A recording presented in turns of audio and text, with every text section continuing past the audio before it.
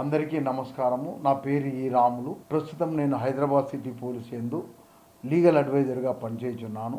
మా commissioner of police Hyderabad city ఆదేశానుసారము police వారికి చట్టంలో చూపబడిన విధంగా ఎలాంటి విషయాలను సాక్ష్యంగా కోర్టు వారు పరిగణిస్తారో వాటి గురించి అవగాహన కల్పించుటకై సారు నాకు ఈ యొక్క మంచి ఒక వీడియోను రిలీజ్ చేయమని కోరగా ఈ వీడియోను రిలీజ్ చేస్తున్నాను. ఫస్ట్ మనము సాక్ష్యము అంటే ఏంటిది? సాక్ష్యం it is nothing but medium of proof. ఒక విషయాన్ని రుజువు చేయడానికి సంబంధించిన సమాచారాన్ని మాధ్యమికమైనటువంటిది. అంటే ఒక విషయాన్ని అది అవునా కాదా, అంటే ఒక వివాదాంశ సంగతి అది నిజమా లేదా కాదా అనే రుజువు చేయడానికి కావలసినటువంటి సమాచారాన్ని మనము సాక్ష్యము అని అంటాము.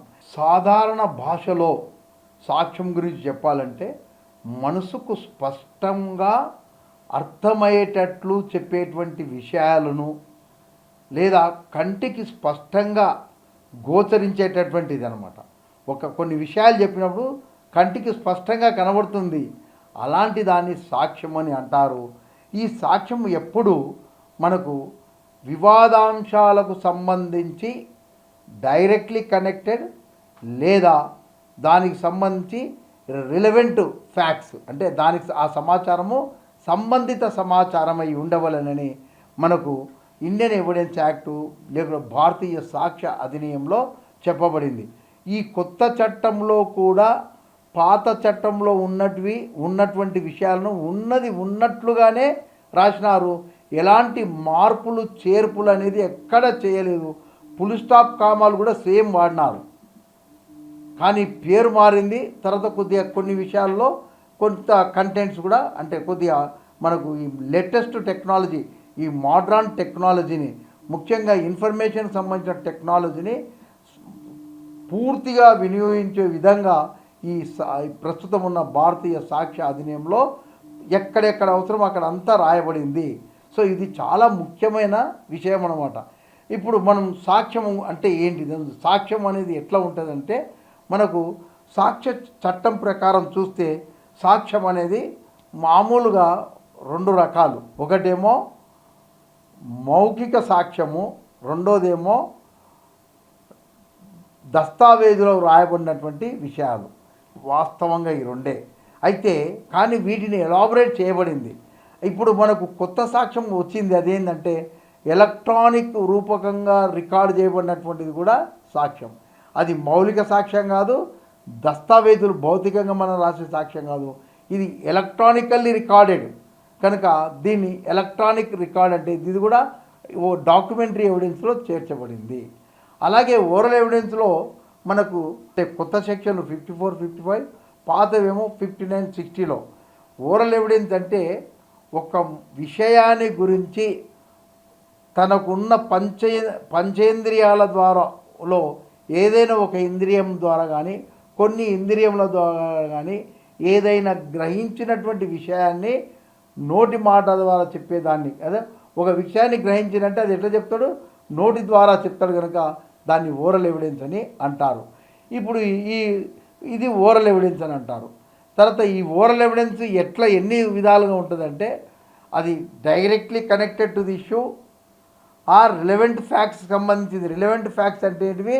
సెక్షన్ 6 నుంచి 55 వరకు మనకు ఇండియన్ ఎవిడెన్స్ యాక్ట్లో చెప్పబడింది. తర్వాత ఇప్పుడు మనకు సెక్షన్ 6 నుంచి 58 వరకు చెప్పబడింది అనమాట రిలవెంట్ ఫ్యాక్ట్స్. అలాంటివే సంబంధిత సాక్ష్యాలుగా పరిగణించబడినాయి. ఇవి దీనికి సంబంధించి ఒక వ్యక్తి ఏదైనా గ్రహించినప్పుడు ఆ గ్రహించినటువంటి విషయాన్ని నోటి మాట ద్వారా చెప్తాను, ఇదంతా ఓరల్ ఎవిడెన్స్ కింద వస్తుంది. తర్వాత డాక్యుమెంటరీ రూపంలో ఉంటే డాక్యుమెంటరీ ఎవిడెన్స్గా చెప్పబడుతుంది. ఎలక్ట్రానిక్ ఫామ్లో ఉంటే ఎలక్ట్రానిక్ రికార్డుగా చెప్పబడుతుంది. అన్నిటికీ సంబంధించిన విషయాలను అయితే మనం ఇప్పుడు దీంట్లో మనకు ముఖ్యంగా చెప్పాల్సింది అంటే, మీకు ఒక ఎగ్జాంపుల్ తీసుకొని మొత్తం చెప్తా. అయితే మనకు ఇప్పుడు నేను డైరెక్ట్ అంటే ప్రత్యక్షంగా గ్రహించినటువంటి, అంటే వివాదాంశాన్ని ప్రత్యక్షంగా గ్రహించినటువంటిది, అలాగే పరిస్థితుల సాక్ష్యాన్ని అంటే రిలవెంట్ ఫ్యాక్ట్స్కి సంబంధించిన సాక్ష్యాన్ని అది కూడా డైరెక్ట్గా గ్రహించినటువంటి దాన్ని కూడా డైరెక్ట్ ఎవిడెన్స్ అంటారు. కానీ అది direct evidence relating to relevant facts. ఇదేమో direct evidence relating to the very facts which are in issue. So ఇది డిఫరెన్స్ ఉంటుంది అనమాట. అయితే ఈ సాక్ష్యాన్ని గురించి మనం తెలుసుకోవాల్సినప్పుడు ఫస్ట్ ఫ్యాక్ట్, ఎఫ్ఏసిటి, ఫ్యాక్ట్ అంటే ఏంటి? ఫ్యాక్ట్ అంటే నిజమైనటువంటిది. కానీ మనకు సాక్ష్య చట్టంలో ఆ విధంగా లేదు. Anything which is capable of being perceived by a human being by using any of his senses out of 5 and that is perceived by him, any of such senses, it is called as a fact, that is physical facts. And ఇంకోటి psychological fact ఉంది.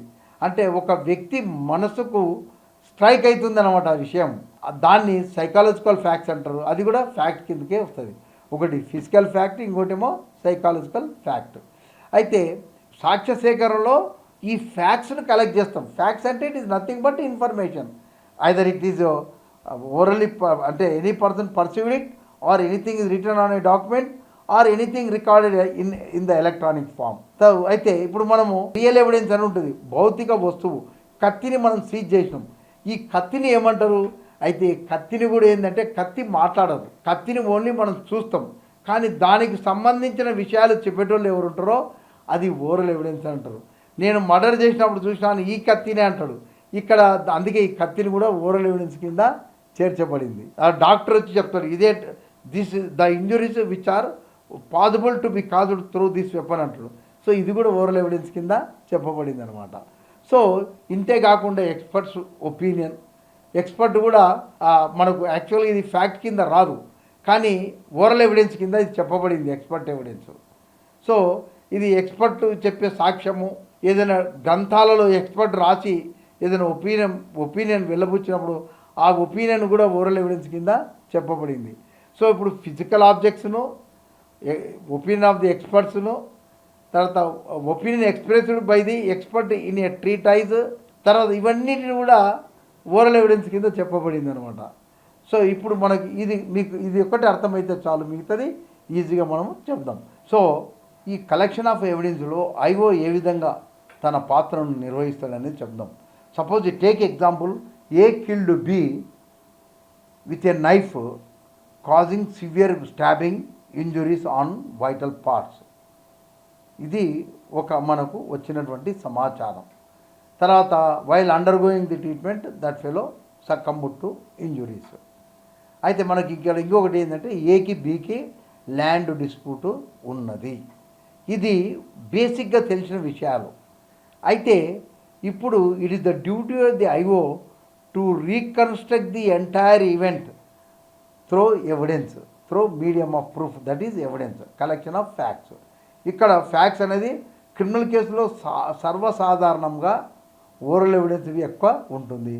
Only documentary evidence అనేది చాలా తక్కువగా, అంటే trespass కానీ title deeds కానీ forgery కానీ prove చేయడానికి మాత్రమే డాక్యుమెంటరీ ఎవిడెన్స్ అవసరం పడుతుంది.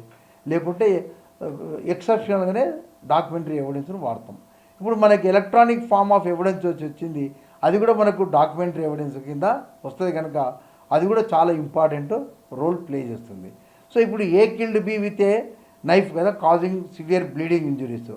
So it is the duty of the IO to reconstruct the entire event to show before the court that how this incident was occurred. It should be clearly visible to the mind of the court. It clearly make understand the court how this was occurred and who are responsible అనే దానికి ముఖ్యమైనది. అయితే ఇప్పుడు ఈ జరిగిన సంఘటనలో first ఈ has to identify the witnesses. అంటే బేసిక్గా అకార్డింగ్ టు సెక్షన్ మనము భారతీయ నాగరిక సురక్ష సంహితలో కూడా మనకు క్లియర్గా చెప్పబడింది. ఏంది, ఎప్పుడైనా సరే ఈ సాక్ష్య సేకరణకై ఐఓ గారు ఎఫ్ఐఆర్ అయిన తర్వాత బయలుదేరుతాడు. బయలుదేరినప్పుడు ఏం చేస్తాడు, he has to cause enquiries, first preserve the scene and cause enquiries about the incident. ఇది ఎందుకు చేస్తాడు? To identify the witnesses, identify the probable witnesses.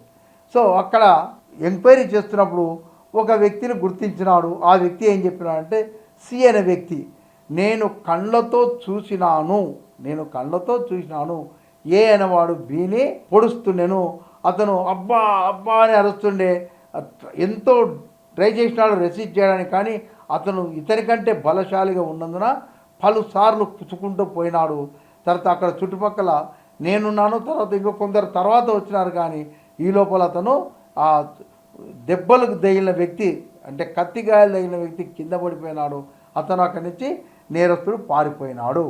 So first it is the duty of the high court to record the statement of this person who witnessed it, that is C. So C evidence ఏమంటాం, it is directly connected to the issue and it is a substantive evidence with which we can prove the allegation that A killed B, that is the contents of the murder, it can be proved. No other evidence is required.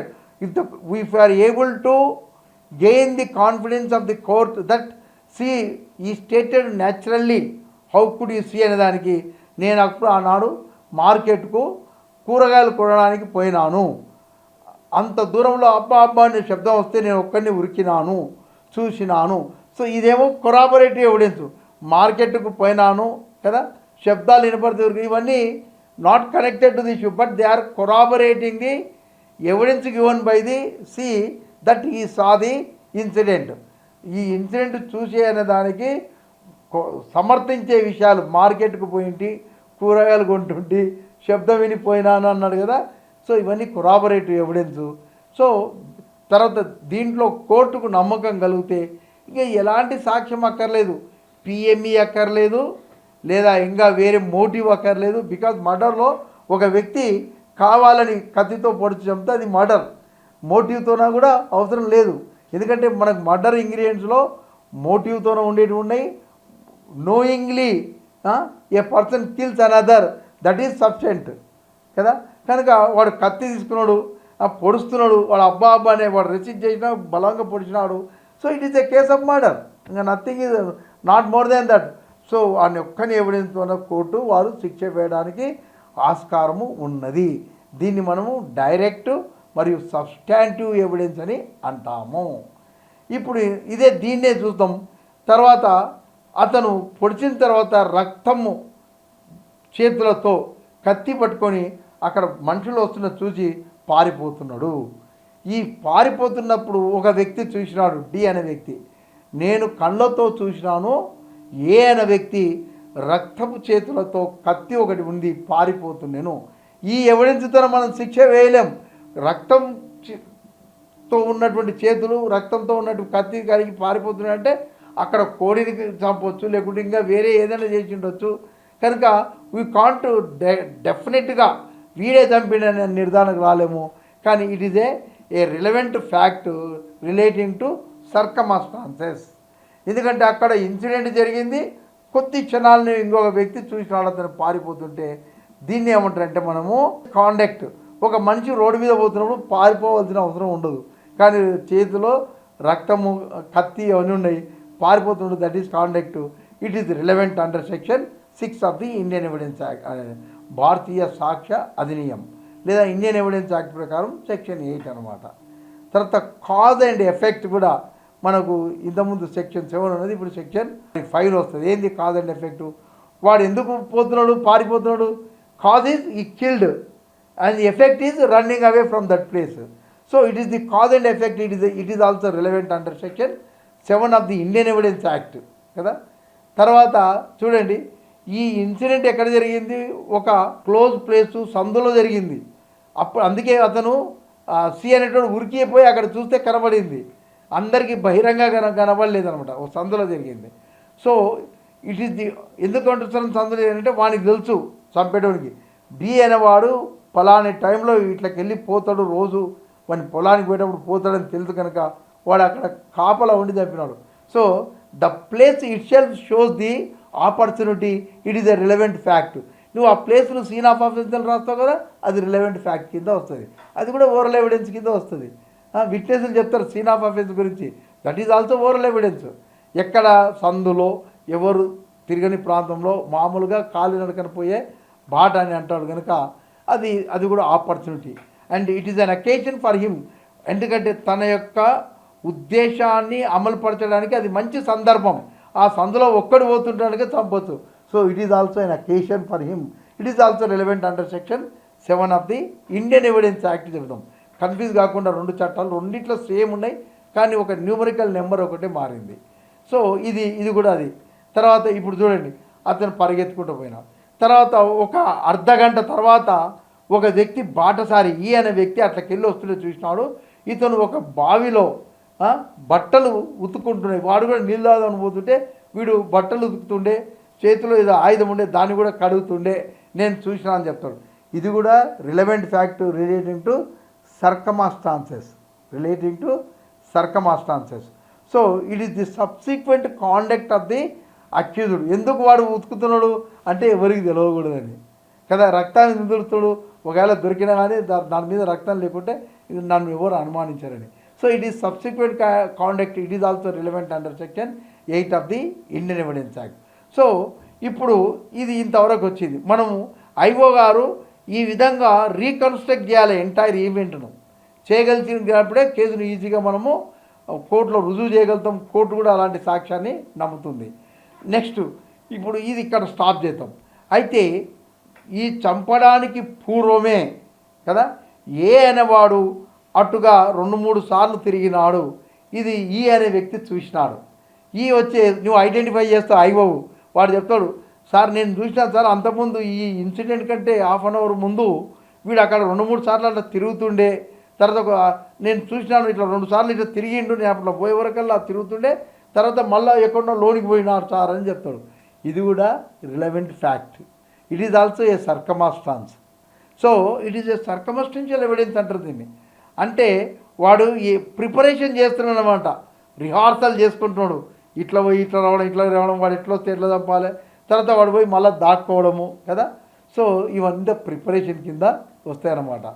తర్వాత ఇంకో evidence పోతాకల్లా, ఎందుకంటే it is the duty of the IO to reconstruct the event కనుక ఐఓకు ఈ weapon ఎక్కడ తెచ్చిండో తెలుసుకోవాలి కదా.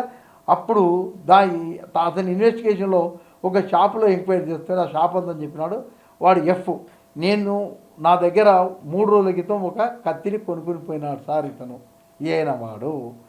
So అంటే ఇదేంటి ప్రిపరేషన్ కోసం అనమాట. So is collecting the that is weapon, is collecting the weapon కదా టు కమిట్ మర్డర్. కనుక this evidence also a circumstance which shows the preparation of the accused. It is also relevant fact కదా under section 8 of the Indian evidence act. So preparation ఉంది, previous conduct, subsequent conduct, cause and effect section 7, occasion కదా, opportunity, ఇవి ఉన్నాయి. తర్వాత ఇప్పుడు మళ్ళీ ఇంకా చూద్దాం. ఐఓ కలెక్ట్ చేస్తాడు. తర్వాత ఇంకొకరిని ఎవిడెన్స్ చేస్తే వాడు ఆ దుకాణం పోయి ఆ కత్తి చూస్తే అది మొద్దుకుండే కదా, దీంతో ఎట్లా చంపుతా అంటే సార్ మొద్దుగా తీసుకుపోయింది అని అంటాడు. తర్వాత అప్పుడు ఆయనకు స్ట్రైక్ అవుతుంది, ఇది షార్ప్ ఎడ్జ్డ్ వెపన్ ఉంది కదా, అందుకే పోయి ఒక బ్లాక్ స్మిత్ దగ్గర పోతాడు, ఆ ఏరియాలో ఉంటాడు. పోతే వాడు చెప్తాడు, అవును సార్ వాడు 1 రోజు క్రితం నిన్నటి రోజున వచ్చి నా దగ్గర కత్తిని స్థానపట్టిస్తున్నాడు అని చెప్తాడు. So it is also a circumstances, it is a part of the ప్రిపరేషన్లో ఇది ఒక భాగం, one of the parts in the preparation. So అక్కడ ఇంకొకడు కూడా చూసినాడు, వాడు కూడా చెప్తాడు, నేను కూడా చూసిన సార్, ఎందుకురా కత్తి ఇప్పుడు పట్టిస్తున్నాడు అంటే నువ్వు ఊకబడి ఉన్నాను అన్నాడు సార్ నన్ను.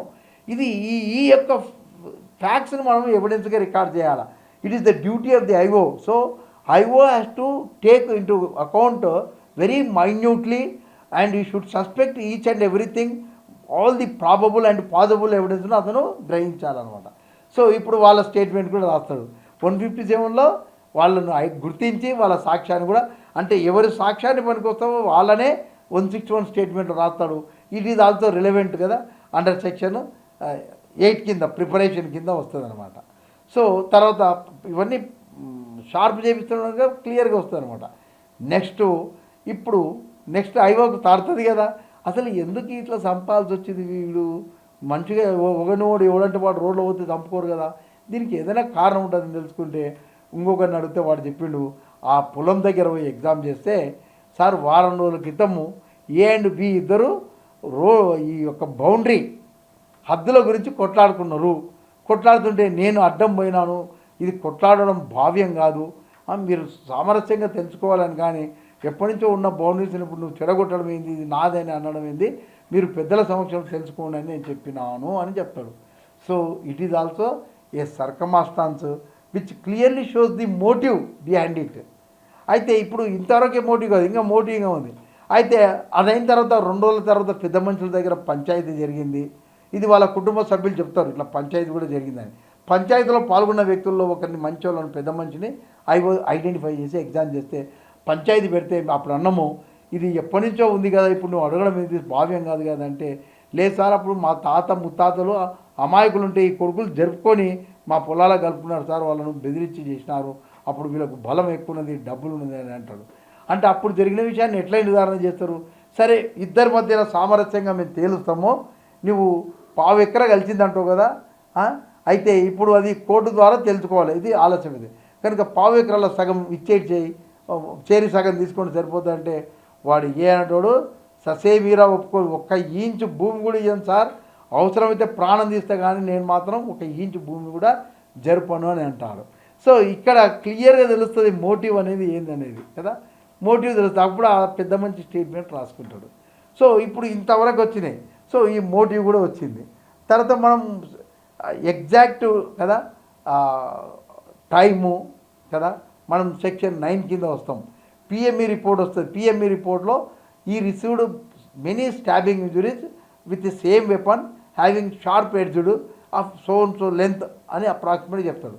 సో ఈ యొక్క డాక్టర్ చెప్పే ఎవిడెన్సు ఆ యొక్క కత్తికి రెండింటికి టాలీ అయితే, అక్కడ నేరంలో ఉపయోగించిన కత్తికి టాలీ అయితే కనుక ఇట్ ఈజ్ సెక్షన్ 9 కింద రిలవెంట్ అనమాట. తర్వాత పోస్ట్ మార్టం ఎగ్జామ్ చేసిన టైం కూడా చెప్తాడు, ఎప్పుడు జరిగింది ఏమంటే చెప్తాడు. నేను ఎగ్జామ్ చేసేదానికంటే ఒక 10 గంటల ముందు ఈ యొక్క ఇన్సిడెంట్ జరిగిందంటే అది కూడా టైంను ఫిక్స్ చేస్తుంది కదా. తర్వాత సీన్ ఆఫ్ అఫెన్స్ పోదాం.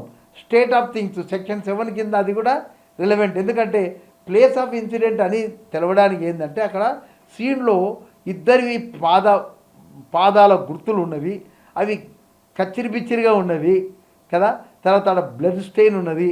సీన్ ఆఫ్ అఫెన్స్లో బ్లడ్ స్టెయిన్ ఎర్త్ను కూడా సీజ్ చేస్తాడు. So we can exactly we can locate the place wear the incident was taken place. So ఇది కూడా relevant fact related to state of things కదా. ఇది under section 7 కింద relevant. తర్వాత ప్లేస్ని identify చేసేది సెక్షన్ 9 కింద రిలవెంట్. సో ఇవన్నీ సీన్ ఆఫ్ అఫెన్స్ ఇవన్నీ రాసుకుంటాడు. ఇవన్నీ మనం కోర్టులో ఆ సాక్షులు వచ్చి చెప్తారు కనుక వాళ్ళది కూడా ఓరల్ ఎవిడెన్స్. ఎందుకంటే ఈ ఫిజికల్ ఎవిడెన్స్ ఇది నోటి ద్వారా చెప్తేనే అది ఓరల్ ఎవిడెన్స్ కింద వచ్చింది సెక్షన్ 60లో కనుక ఇది కూడా ఓరల్ ఎవిడెన్స్ కింద చెప్పబడుతుంది. నెక్స్ట్ ఇంకా ఐఓ గారు ఏం చేస్తాడు, నిందితుని ఇంటికి పోతాడు అనమాట. ఇవన్నీ చూస్తుంటాడు, చేస్తే పోతే నిందితుడు ఇంట్లో లేకుంటాడు అంటే అబ్స్కాండింగ్. సో అబ్స్కాండింగ్ అనేది కూడా it is a relevant fact, a circumstance to infer that.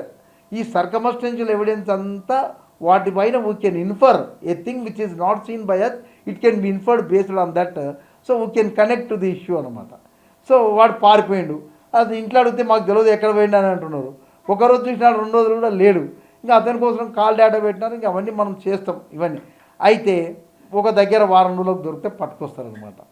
So absconding అనేది కూడా it is a relevant fact. ఇది సాక్ష్యం దాంట్లో రావాలన్నమాట. ఎవరు సాక్షులు చెప్తారు, పక్కింటోళ్ళు సార్ ఆనాడు జరిగిన పంచి వీడు కనబడతలేడని చెప్తాడు, లేదా మనకు ఉన్న సాక్షుల్లో ఎవరైనా చెప్తే చాలు. అంటే అతను గ్రహించి ఉండాలి వాడు లేడు పారిపోయింది అనేది. సో అది కూడా మనకు రిలవెంట్ ఫ్యాక్ట్. సో ఇప్పుడు ఇది అయిపోయింది, పట్టుకున్న తర్వాత వాడు నేరాన్ని ఒప్పుకుంటాడు. Any confession made to a police officer it is not relevant under the Indian evidence act ప్రకారం.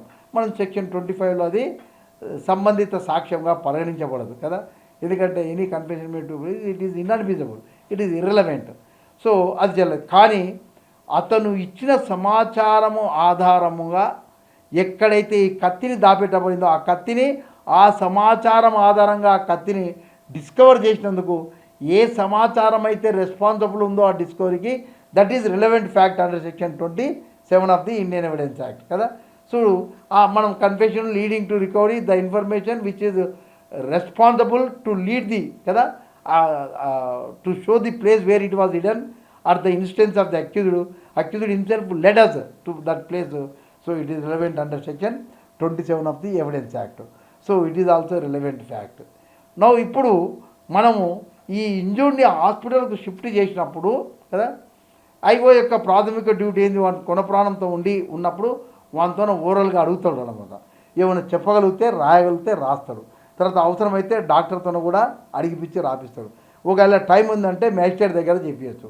సో పోలీసు వాళ్ళు ఎగ్జామ్ చేసేది తక్షణమే, తర్వాత బాధితుడు ఏమైనా చెప్తే లేదా డాక్టర్ ఏమైనా అడిగి చెప్పి అతన్ని రాసి తను సంతకం చేపిస్తే, ఇవే కాకుండా టైం ఉండి ఇంకా అతను బతికే హోప్స్ ఉన్నాయి, డైయింగ్ డిక్లరేషన్ చేసే హోప్స్ ఉన్నామంటే అప్పుడు పోలీస్ రిక్వెషన్ ఇస్తే మ్యాజిస్ట్రేట్ వచ్చి రికార్డ్ చేస్తాడు. సో ఇవన్నీ డైయింగ్ డిక్లరేషన్ కిందనే ఐఓ రికార్డ్ చేసేది కానీ, డాక్టర్ రికార్డ్ చేసేది కానీ, మేజిస్ట్రేట్ కానీ. అయితే మేజిస్ట్రేట్ చేసిన దానికి వాల్యూ ఎందుకు ఉంటుందంటే సెక్షన్ 164 ప్రకారము ఎప్పుడైనా కదా, సారీ నాట్ 162, సెక్షన్ 32(1) ప్రకారము తర్వాత మన క్రిమినల్ రూల్స్ ఆఫ్ ప్రాక్టీస్లో చెప్పబడింది. డైయింగ్ డిక్లరేషన్ రికార్డ్ చేసినప్పుడు ఎలాంటి నియమ నిబంధనలు ఇవన్నీ పాటిస్తాడు doctor. Is conscious, is able to understand, is giving rational answer to the questions అని అన్నప్పుడే అది టెస్ట్ అయిన తర్వాత next he puts question in a very simple way, ఒక్క వర్డ్తోనే చెప్పేటట్లు. ఎందుకంటే వాడు is not in a position to speak all the facts.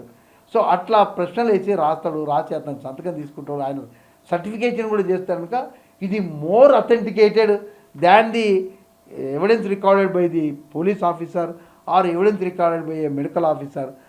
So though all of them are dying declaration, but it is more authenticated కనుక దీనికి ఎక్కువ value ఉంటుంది. ఇది లేనప్పుడు మనం వాళ్ళనే ఉపయోగిస్తాం. ఐఓ ముందర చెప్పిందన్నా లేదా డాక్టర్ ముందర చెప్పిందన్నా సాక్ష్యంగా డైయింగ్ డిక్లరేషన్గా ఉపయోగిస్తాం. చూడండి, ఇది section 32(1) of the Indian evidence act ప్రకారం 11 to speak truth dying declaration statement given by the witness in the court, the person who that fellow was dead. కానీ ఇట్ ఈస్ ఇయర్సే, వాడు చెప్తే వీడు చెప్తున్నాడు, but it is an exception to the hearsay evidence. మనకు oral ఎవిడెన్స్లో direct కానీ కదా relevant ఫ్యాక్ట్స్కి సంబంధించింది ఉండాలి. ఇయర్సే ఎవిడెన్స్ మాత్రము అది చెల్లదు. కానీ ఇది మినహాయింపు, ఇక్కడ ఇది మినహాయించబడింది. సో ఎందుకంటే వానితో పాటు సాక్ష్యం పోకూడదు, ఇన్నోడు లాస్ట్ వర్డ్ వాడే. అయితే అథెంటిసిటీ వాడే చెప్పిండా, వీడు కరెక్ట్ రాసిండా లేదా, వాడు కాన్షియస్లో ఉన్నాడా లేదా, వీని ప్రశ్న అర్థం చేసుకొని రాసిండా లేదా, సరిగా రాసిండా లేదా, ఇవన్నీ ప్రూఫ్ ఉంటాయి కనుక మేజిస్ట్రేట్ దగ్గర చేసేదానికి వాల్యూ ఉంటుంది. So it is also very good evidence, that is substantive evidence. తర్వాత సపోజు మనం అక్యూజ్ని పట్టుకున్నాం. అక్యూజ్ని పట్టుకున్న తర్వాత వాడు ఒప్పుకుంటాడు, నేరాన్ని ఒప్పుకుంటాడు. తర్వాత కోర్టులో కూడా వచ్చి ఒప్పుకుంటాడు. కోర్టులో ఒప్పుకున్నప్పుడు 164 CRPC ప్రకారము సిస్టమేటిక్గా రాయాల. అది 164లో నియమ నిబంధనలు ఉన్నాయి, క్రిమినల్ రూల్స్ ఆఫ్ ప్రాక్టీస్లో నియమ నిబంధనలు ఉన్నాయి. సెక్షన్ 281 CRPC ఎందుకు కూడా ఈ యొక్క అక్యూజ్డ్ స్టేట్మెంట్ రికార్డ్ చేసినప్పుడు ఏం నియమ నిబంధనలు ఉన్నాలో అవన్నీ పాటిస్తే ఖచ్చితంగా దాన్ని కూడా అది కూడా సబ్స్టాంటివ్ ఎవిడెన్స్. అది కూడా ఎందుకంటే ఇక వాడే దాంట్లో నేరం చేసినప్పుడు వచ్చి నేనే చేసినప్పుడు. కానీ ఈ సబ్స్టాంటివ్ ఎవిడెన్స్ డైయింగ్ డిక్లరేషన్లో కానీ లేదా ఈ యొక్క అక్యూజ్డ్ కన్ఫెషన్ బిఫోర్ ఏ మ్యాజిస్ట్రేట్ దగ్గర రాపించినప్పుడు కానీ కోర్టుకి ఏదైనా సంశయం వస్తే court insist for some other relevant evidence to come to A conclusion whether to believe it or not. ఏమైనా అనుమానాలు వస్తే though it is a substantive evidence, but if any doubt arises in the mind of the court in regard to those two evidences, court insists for other supporting evidence and also other relevant facts in order to establish that guilt against the accused. So ఇప్పుడు మనం ఇన్ని చేసినాం, ఇన్ని record ఇంత తర్వాత expert opinion ఇస్తాడు. Section 45 ప్రకారము అది కూడా రిలవెంట్, అది కూడా ఓరల్ ఎవిడెన్స్ కింద వస్తుంది. కత్తిని సీజ్ చేసినాడు, కత్తి రియల్ ఎవిడెన్స్ కానీ అది కూడా ఓరల్ ఎవిడెన్స్ కింద వస్తుంది. సో ఇవన్నీ ఎవిడెన్స్ను ఒక క్రొనలాజికల్ మేనర్గా సిస్టమేటిక్గా, అసలు నిజంగా చెప్పాలంటే ఎవిడెన్స్ కలెక్ట్ చేయడం అంత ఈజీ పని ఇంకొకటి లేదు. Mere common sense and probable evidence that which could be possible to collect అనే దానికి ఆ ఆలోచన ఉంటే చాలా ఈజీగా నువ్వు ఎంత పెద్ద కేసునైనా సరే దాన్ని ఈజీగా బ్రేక్అవుట్ చేయొచ్చు. ఎవరు ఎట్లా చేసినారు ఏంది, ఎందుకంటే దీనికి అంతా అవగాహన కావాలి. నీకు సాక్ష్య చట్టంలో అలాంటి విషయాలను మొత్తం చెప్పబడింది. నీవు ఆ విధంగా చేసినప్పుడు అది రిలవెంట్ కింద వస్తుంది, అప్పుడే ఆ కోర్టు సాక్ష్యాన్ని అనుమతిస్తుంది. So when you apply the principles stated in the evidence act we get refined evidence that is admissible in evidence. So నేను ఇంతవరకు దీనికి సంబంధించి ఈ టాపిక్ను ముగిస్తున్నాను. నమస్కారం.